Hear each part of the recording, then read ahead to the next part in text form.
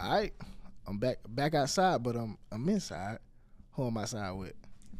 The fly lawyer, the one and only fly lawyer. The fly lawyer, man. I'm glad to have you on the platform, man. I've been watching you. I'm a big fan. You know Man, what I'm I saying? appreciate it. You know I appreciate it. And I really appreciate you making the drive to come, even though you're generally outside. I appreciate you accommodating the fly lawyer and coming inside today. Yeah, I mean, when you got a nice business like this, man, I mean, shoot, it beats being outside. You know what I'm saying? Thank you. All right, so let's get into it, man. My first question I like to part this thing off with is, how is your mental health? You know, man, I've been so fortunate. The only time I've had bad mental health in my entire life was when I was suffering from COVID. In March of 2020, it was the worst thing I've ever had to experience. But once I got through that, I was back to my normal self. Hey, that's tough, man. You know, COVID was a real hard time for the people out there, man. Just give them some pointers on how they can keep their mental health on the up and up. You know what I'm saying? For the people that, mental health ain't well. You know? Absolutely. It's important that you have a balance. It's important that no matter what type of work that you do, you have to have some downtime to be able to have some fun. Whether your hobbies are motorcycle riding, whether it's fishing, golfing, you must be able to have balance that. And my downtime is actually motorcycle riding, rap music, of course, and the Atlanta Falcons. So fortunately, we're having a good year. I mean, it's too early to be saying the Falcons having a good year, man. You know what I'm saying? Well, believe it or not, in past times, the season was already over. So at least right now, we're leading the division. Okay, I'll let you have that, man. For the people who don't know, man, you kind of said a little bit, but tell them what you do. And man, because you do a lot of things, right? Kind of Absolutely. break down to the people what do you do? I'm a full-time criminal defense personal injury lawyer. I've been a lawyer now for 32 years. I handle cases ranging from speeding, kidnapping to murder, whatever you can get arrested for. Those are the type cases that I handle.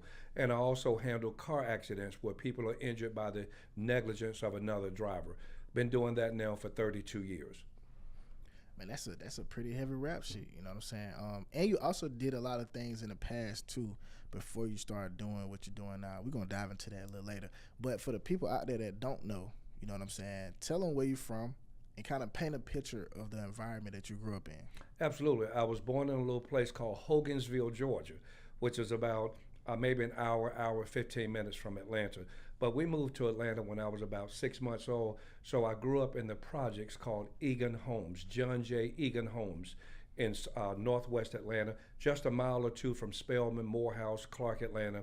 My mom at the time, even though I was in the nursery there in northwest Atlanta, she worked at a laundry folding clothes. Right. And then as I got older, she became a pharmacy technician at Grady Hospital. So most of my teenage, almost to my adult life, my mother worked at Grady Hospital, but we grew up in the projects. We didn't know it was the projects because there was no drive-bys. You know, when guys got to fighting, they were friends 15 minutes later. So it was a good environment. We didn't, in fact, when my mother finally told me when I was 14 that we was moving to a regular apartment, I Right. asked her, I said, what is a regular apartment? I thought we lived in a regular apartment. And so had no idea we lived in the projects. Wow. I mean, it'd be like that. We be kind of desensitized to what's going on in the other side of the world. You know what I'm Absolutely. saying? Even when I was growing up, I thought I lived pretty good until I went to my friend's house. Like, hold on, you got a little more stuff than I got. You know Absolutely. what I'm Just like saying? I didn't even know it was a buck. I didn't even know it was a Buckhead until I became a police officer and Right. saw all those nice homes in Buckhead. Let's dive into this, man. It sounded like you had a one-parent home. So how was that growing up without a father figure? Absolutely. It certainly my mother raised me, but I did have a father. My father actually lived in Philly, and you would have thought he lived in Atlanta because he was always at my middle school graduation, my high school graduation, my college graduation, my law school graduation. He was the best man at my wedding. So I was fortunate. Although I lived in a one-parent household. My father lived in Philly, but he was so involved in my life, I felt like I had a two-parent household. Okay. That see, look, that's amazing. Some people don't have that, even if the parent's not there. What a parent, whatever sex it would be, father or female. People, you know what I'm saying, they grow up and, you know what I'm saying, they have to figure out things on their own, you know what I'm saying. Was it a situation where you had to figure out a lot of stuff on your own, or even though he was far away, he still kind of led you through those obstacles? Absolutely. What my father told me when I was in the 7th grade, he said, son, always remember this. He said, nothing comes to a sleeper but a dream. He said, you have to stay woke and you have to go get it. That motivated me because I didn't want to have the same financial status that my parents had. My mom, as you know, worked at Grady, so it wasn't a big income. My father worked at a dairy plant in Philadelphia. So I knew that there had to be more to life than just working on a job for 20 or 30 years and then retiring. Because as a lawyer, I don't ever plan to retire. I plan to do this till I'm about 110. I hear that, man. Are you eating right? You healthy? What's going on? Absolutely. All right, so get into this, man. As a kid, you know, we all have goals and aspirations. Before you start doing your profession that you're doing now, what kind of goals and aspirations you had going through high school, and when you graduate, this is what I'm going to do? Absolutely. You know fortunately for me, it started very early, around the 7th grade. Since about that time, I've always knew what I wanted to be because my uncle was a U.S. Army soldier. And after seeing him, I said, you know, I definitely want to be in the military. So I joined the 82nd Airborne Division right after high school as a paratrooper. And then while in high school, I also met an attorney by the name of Michael Bergen.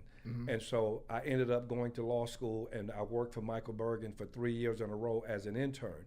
I had a friend that was a judge, so I already had an idea of the professions that I wanted. I simply met people and I followed their footsteps because nothing is new in most times. You just have to make your mind up as to how you want to get there when you see other people doing those things. And fortunately, believe it or not, Georgia has been around since 1733.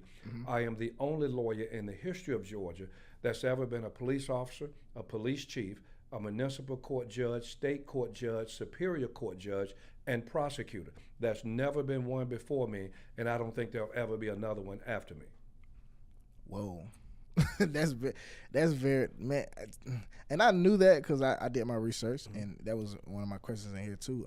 But that's amazing. Like, what made you like go through all those steps to do those things? Why didn't you just stick with one thing? What made you want to go up the ladder? You know, that's a very easy question because I think my life has been based upon I never wanted anybody to tell me that I wasn't qualified for something, and the fear of failure. I just couldn't imagine myself failing. So that fear is what kept me motivated from getting my, it kept me where I got my bachelor's degree, I got my master's degree, I got a law degree, and then I end up getting a second law degree, which is a Master of Laws. I think that the drive of saying I don't want anyone to ever tell me that you're not qualified for any position, I think that was the determining and motivating factor. Okay, let's break it down here, man.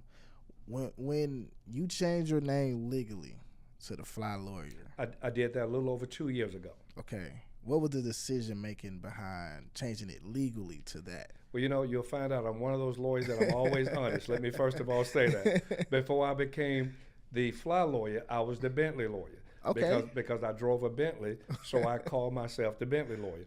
I was using the Bentley trademark. I had it on everything that I had. The inside of my jackets had Bentley in it. And one day I got a cease and desist letter from the headquarters of the lawyers for Bentley. And they said, you are using our logo improperly and illegally. And I'm like, wow. I said, I got away with it for 2 years. You know what I mean? So I went home. I was really upset because everybody started knowing me by the Bentley Lawyer. Right. And so when I got home, I do my best thinking at about 3:30 in the morning. And I said, well, Jackie, you got to come up with something different. I said, how are you going to reinvent yourself? So I said, well, you wear nothing but Rolex. You wear nothing but Hermes bracelets. You wear nothing but Keith and James hat. You wear nothing but Christian Louboutin red bottom shoes. I said, you're fly. So the next morning, I went and reserved the name, the Fly Lawyer. And now my name is trademarked in the federal government, the U.S. Patent Office in Washington, D.C. So no one in America can call themselves the Fly Lawyer legally. So now, as mad as I was back then, it was a blessing in disguise because now I can spend that the rest of my life. Man, The fly lawyer. Well, the fly lawyer, this you saying a whole bunch of expensive things. You know what I'm saying?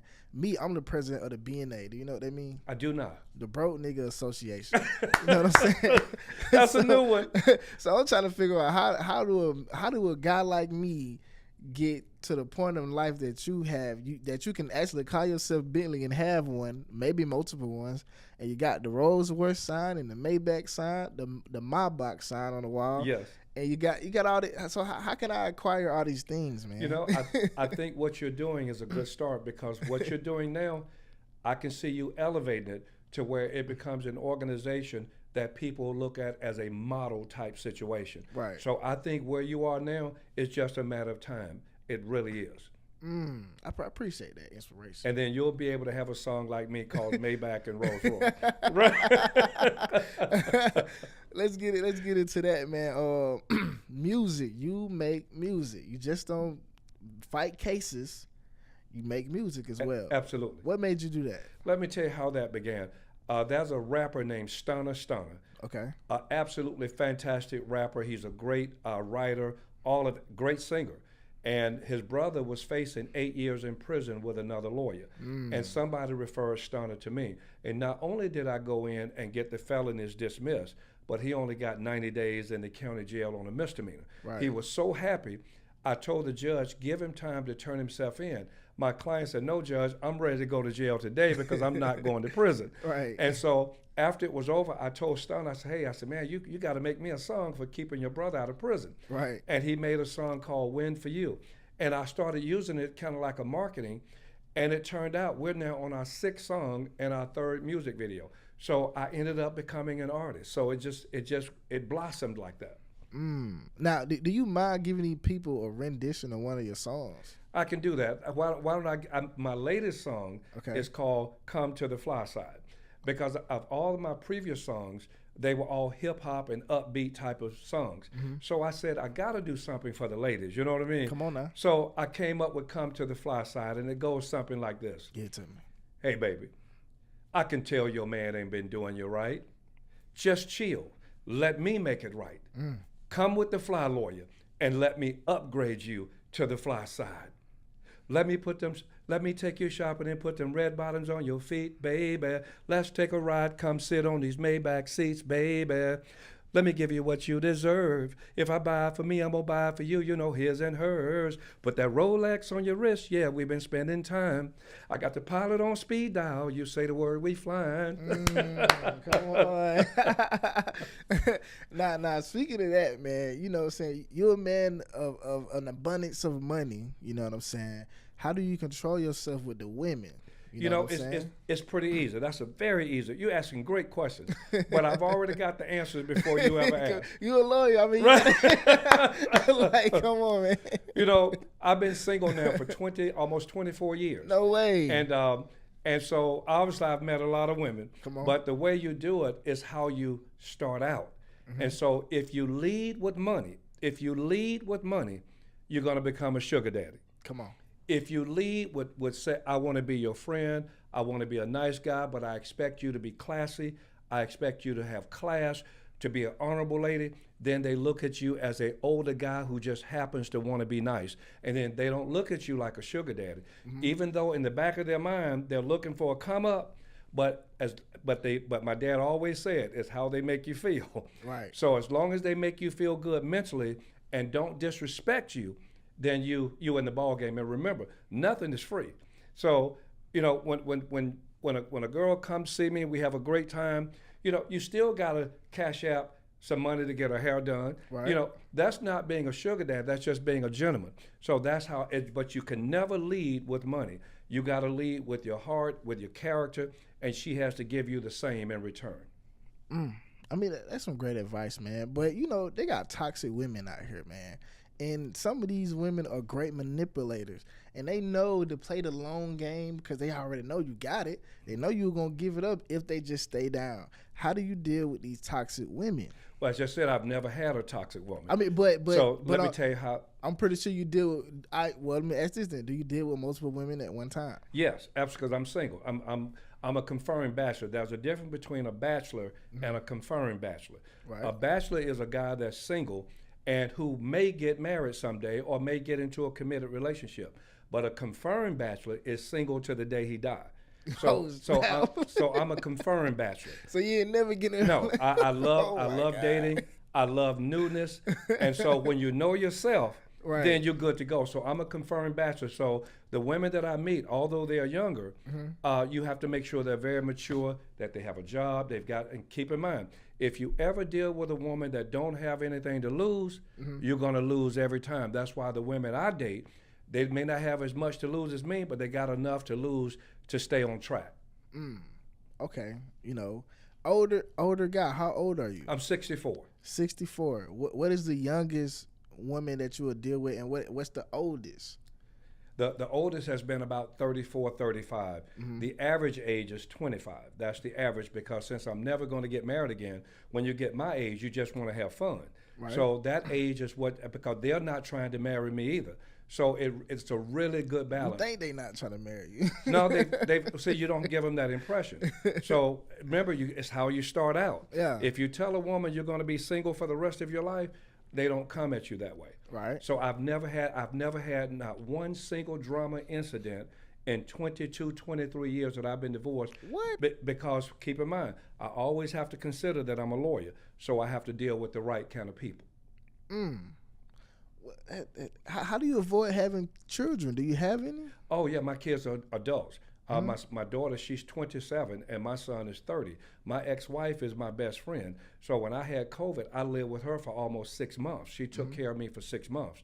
But yeah, I'm fortunate. So I do. First of all, I'm never going to have kids again. Right. And so the worst thing a man can do, if he doesn't want to have kids, you must always have protected sex. I don't believe in unprotected sex, so that's why I've never had kids. And even if I wanted kids, I would never have unprotected sex unless I'm married.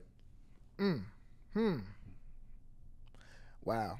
All right. Well, on a weekly average, how many different women do you deal with? Well, now I meet probably 15 to 20 a week in terms of new women. New women, 20? Yeah. Oh yeah, I meet women at the mall. I meet them at the service station. You know, I mean. So when I say deal with them, I mean have sexual relations. Oh with no, that's something that I can't divulge. Right. But I can tell you that I meet at least 15 to 20 new women out in the city or wherever I am a week. Not that I keep in touch with all of them, because you got to screen. Right. If you meet 15 or 20, 3 may meet the cutoff. Okay. And you never ran across someone that just blew you away and just was like, oh, she the one, like she got the whole package. You know, Yes, I meet those type of women about 7 to 8 times a week. And then how do you avoid not going all the way? Well, that's because I've trained myself to say I'm single for the rest of my life. So no matter how excited I am about her, I still have my limits. Have you ever been caught up, like they caught you with another girl, or they, you know? No, because every girl I know knows that I date other women. So you got to be honest. When a girl says, "Are you dating?" I say several. So we don't have that issue. Remember, the worst thing you could do is lie to a woman, because most women want the same thing you want if you're honest. Wow. So as I said, I've never had a single incident in the whole time I've been divorced. They need to write a book. You know what I'm saying? Like, Right. how to keep these women in check. You need to write a book, man. And not necessarily in check, but just keep them at bay. Just to keep them pleasant. Right. And part of it is that you got to be honest. Because when you're honest, they're not going to expect anything other than honesty. But if you come at them and say, "Hey, I'm single, I'm not dating anybody, you're the only one," they find out later that you got 3 more on the line. Right. That's a problem. But I tell them up front, I've got several. So if you want to be my friend, we can roll like that. And that's how I've never had any issues. Man, dang. So you're a player, man. You should No, call no, yourself it's called being fly. the player lawyer. It's called being fly. Being fly. You know what I'm saying? Okay. We will let you slide with being fly. But that's player for sure. You know what I'm saying? Being in the field that you in, man, do you get any backlash on the way you dress? You know what I'm saying? Because, you know, they can look at us a certain way and say he dressed like a pimp, or he dressed like he better than everybody. Like, because lawyers, they come in the regular black suit, you know. So how do you what kind of backlash you get from doing It's this? absolutely amazing. Judges, when I go to court, judges will say, "Hey, let me see what red bottoms you have on today." Right. Or can you open your jacket? Let me take a look at that. So I've been fortunate. the judges and the lawyers, they support me because they know I'm humble, first of all. They know that I'm not going to put shade on anyone else, but they know there's only one fly lawyer. So they always give me my credit, they give me my props. And in fact, when I go to court, the judges don't call me Jackie Patterson. They'll say, ladies and gentlemen of the jury, the defendant is represented by the fly lawyer, because that is my legal name. So that's how much respect I get. I don't have any haters that I know of, because I just don't believe in that. Right. Yes. I mean, haters is a big contributing factor to a lot of people's success. You know, so I be looking at myself like, where my haters at? I need them. Right. I need them to pop out. I need them in the comments. I need them to share. I need them to talk, man. So I get that on where the haters at. Fortunately, I don't get negative comments on any of my social. Right. And that's because I keep things above board and I keep it professional. Right. Yes. Right. For sure, man.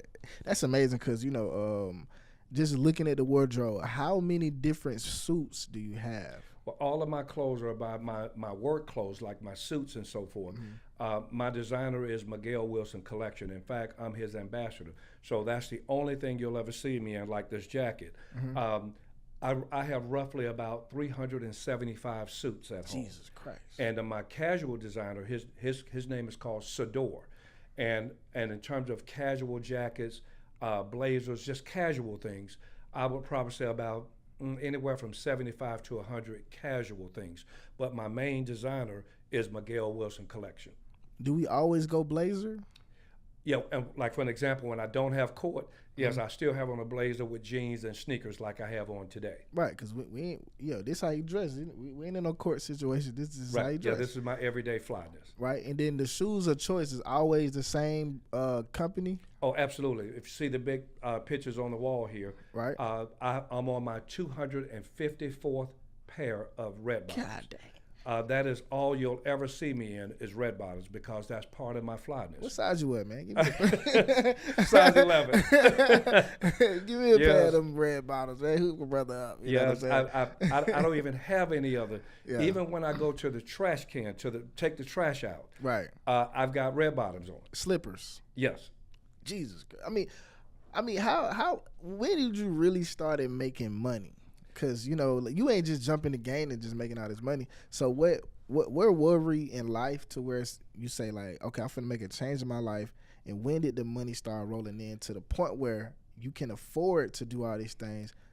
I've been a lawyer now 32 years. I would say around my 15th year, when I really saw things begin to change. And let me tell you why. Because, when you go through a divorce, you have to start over. So, and obviously I had small kids. My son was 6, my daughter was 3. So you have to focus on them at that time. So around my 15th year is when I started getting murder cases, armed robbery cases, high profile cases. And then once you start winning those cases, that's when other people start hiring you. So it was around my 15th year that the money and the finances and my reputation began to grow. So now with the marketing that you have, and being a fly lawyer, being a rapper now, having a wardrobe, do this attract more high clientele clients? I mean, I might say that so wrong. I said, do this attract more high-end clients now? Not at all, because I still represent people who got simply a traffic ticket. Remember, as a lawyer, whether you got a traffic ticket, charged with murder, or DUI, I treat you the same. It just so happened I get a lot more clients of the more serious cases, because those people can afford me.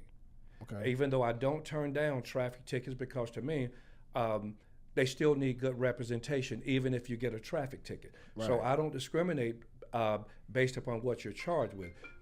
Excuse me 1 second. Oh yeah, go ahead. Yeah, that. It's simply that you're going to get the same quality service whether you pay me $500 or $100,000. My dedication to you remains the same. That's lovely. How you remain so humble, man, with all this? Like, because you probably could retire today. You know what I'm saying? How do you remain so humble, and then how do you keep going knowing that you are already good in life? I just think it's a passion. I love winning. It's something about winning. Okay. So when you hire me, I start thinking, what am I going to do to beat up on this district attorney? Because I just don't like losing. So, and the fact that this job is so easy for me, because I don't have to think about, once you tell me what your issue is, already know what your defense is going to be. So there are times, give you an example, I defended a guy on an armed robbery with just a notepad and a pen because I left my briefcase at home thinking that the judge was not going to take my case today. The judge didn't even allow me to leave. But since I knew my facts and I knew the law, I won an armed robbery. And the actual deputy gave me the notepad to write with. I'm gonna ask you this then. What is your winning percentage if you know what I'm saying? It would be right at 92, 93%. Okay. And I've had over 1,500 jury trials. 1,500. And now keep in mind, in a 20-year career, the average lawyer only has about 20 jury trials in 20 years. Right. I've had over 1,400 in 32 years. Jesus. Now, what was your most profitable case, if you could say? Well, generally, they would be murder cases because I charge $100,000 for a murder case. Right. So, and I've probably had, I don't know, maybe 10 to 15 of those in my career because most of the individuals charged with murder cannot afford a lawyer. So they would get a public defender. But fortunately, I've had people where the grandmothers chipped in, the fathers, and things like that. Mm-hmm. Now, they pay this over time. They don't pay you up front. They do. I always require 50% down. Okay. And then on a murder case, it takes at least 3 years before you go to trial. So they are paid in full before we go to trial. Okay. Wow. Okay. Now get into this, man. We're gonna jump into the fly lawyer's advice. You know what I'm saying? I got some cases for you. Mm-hmm. I want to see what you think about them, if you even know about them, and how would you attack these cases. Okay. Right. The first case I got is Young Dirk. You know about what happened to Lil Durk? Yes. Okay, so Lil Durk, you know, they put him in a situation where he had a murder for hire situation.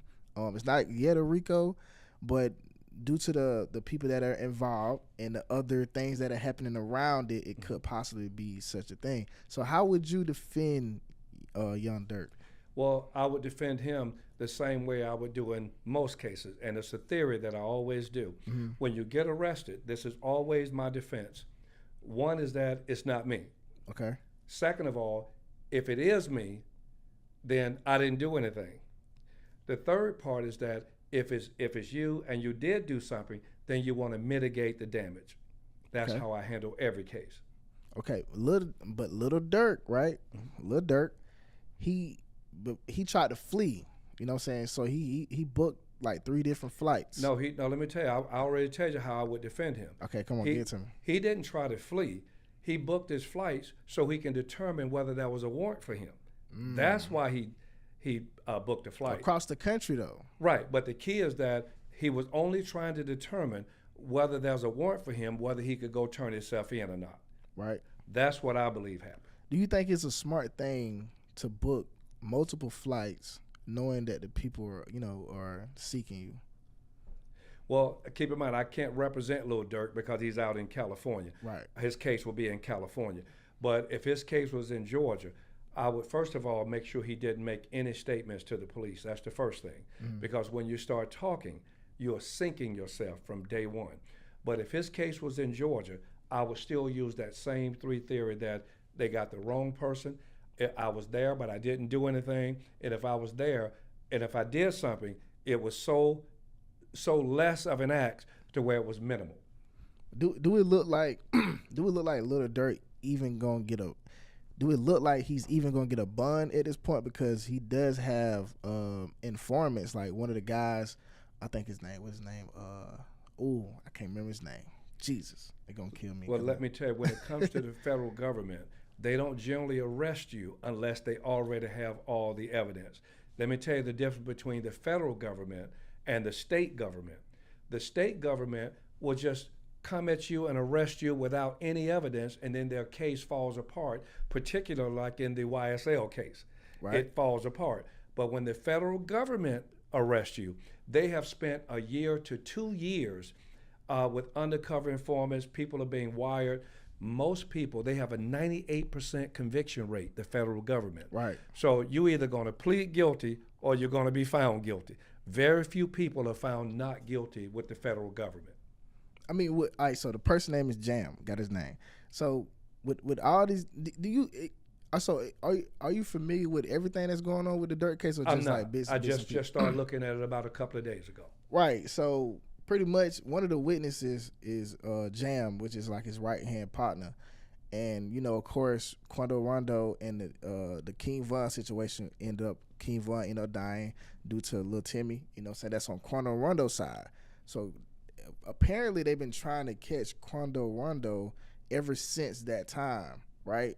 They finally caught him in LA, and it was 3 people that was involved. It was a person that was giving up the location, and it was a person that was with which is Jam. They saying it's Jam that was actually going to do the quote unquote murder of Quando Rondo's friend, right? So when they catch him in LA, they end up killing Quando Rondo's friend, cousin, or whatever you want to call it.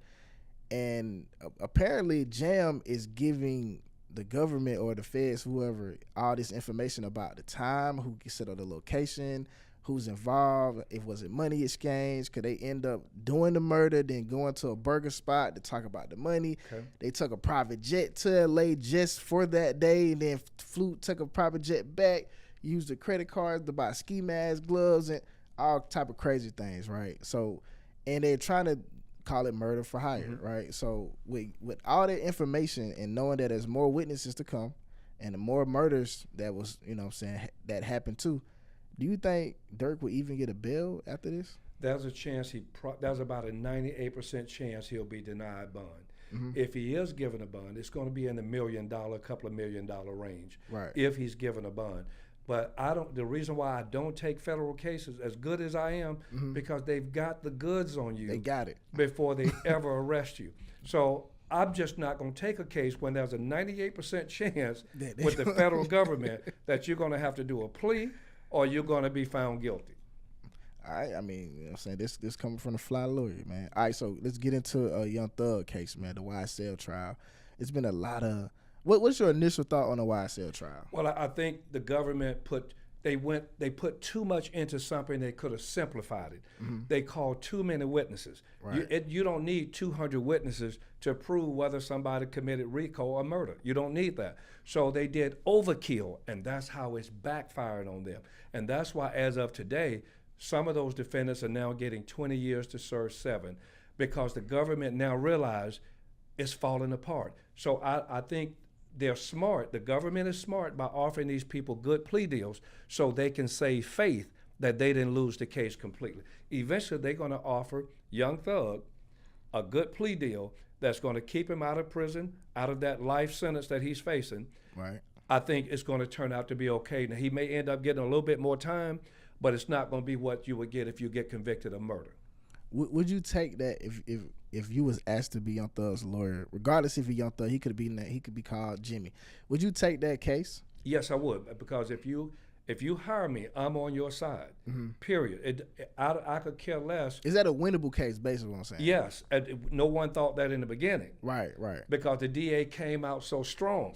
But now everything is backfiring. So those lawyers, when they get these great plea deals, it's going to benefit them, because now other people are going to be trying to hire them. Even though it took them 1.5 years, 2 years to get this deal, anything short of a life sentence in these cases is a good deal. All the things that happen like behind the scenes, probably with the judge and everything. That's correct. That they switched the judge.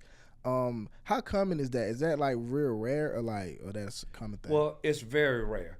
Not many times will a judge ever have a private conversation with the prosecutor and a witness without the defense attorneys being present.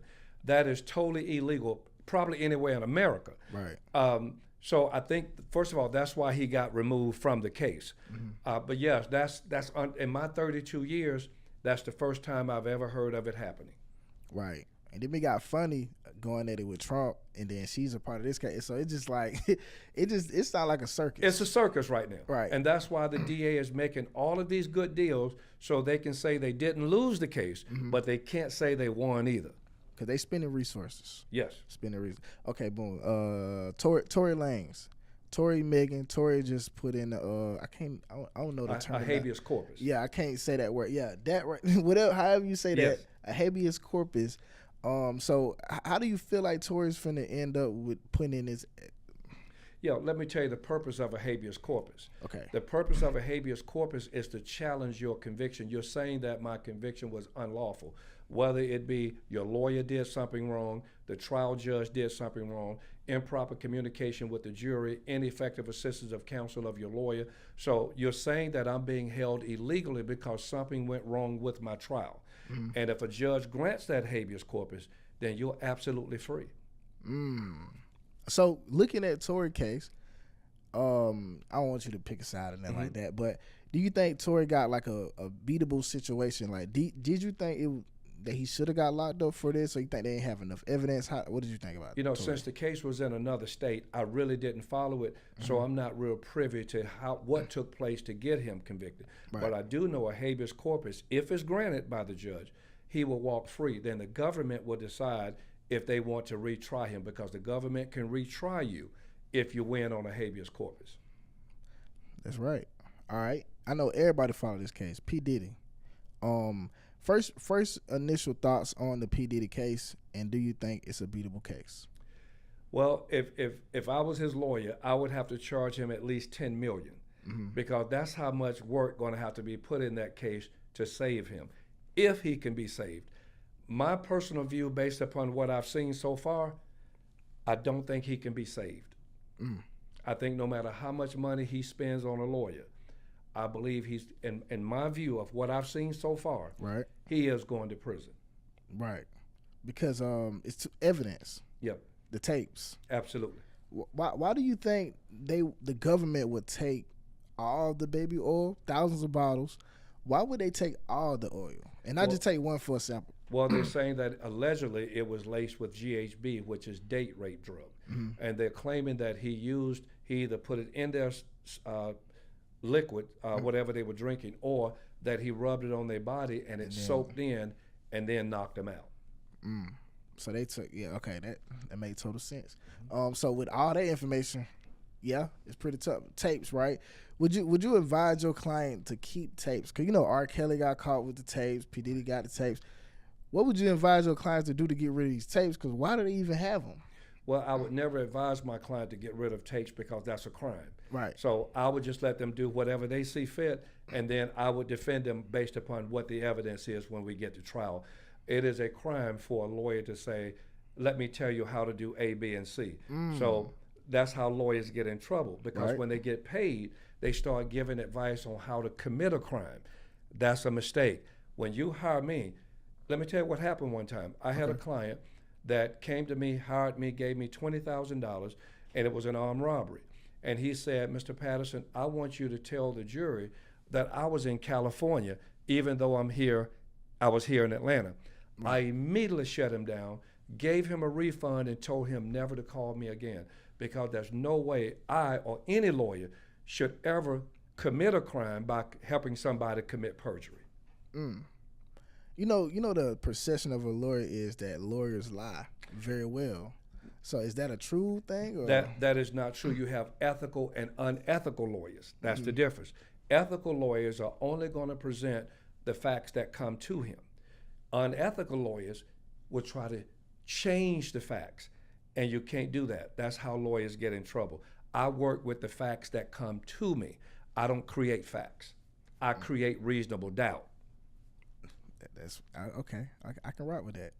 I know you pressed for time, so we're gonna get you up out of here. I think we at the 38-minute mark. All right. So last question I like to pop this thing off with, man, is this is your commercial. Sell yourself to the people. For the people that don't know, people that do know, sell yourself to the people, man. Go. There's only one fly lawyer, and you're looking at him, because every time you see me, I'll be dripping and I'll be saucing. I am that lawyer that keeps you out of jail during the week, and I party with you on the weekend. My Instagram is The Fly Lawyer. My website is theflylawyer.com. And remember, if you're fighting that case, make one phone call, and the Fly Lawyer is coming through. And that's who we outside with. Gone.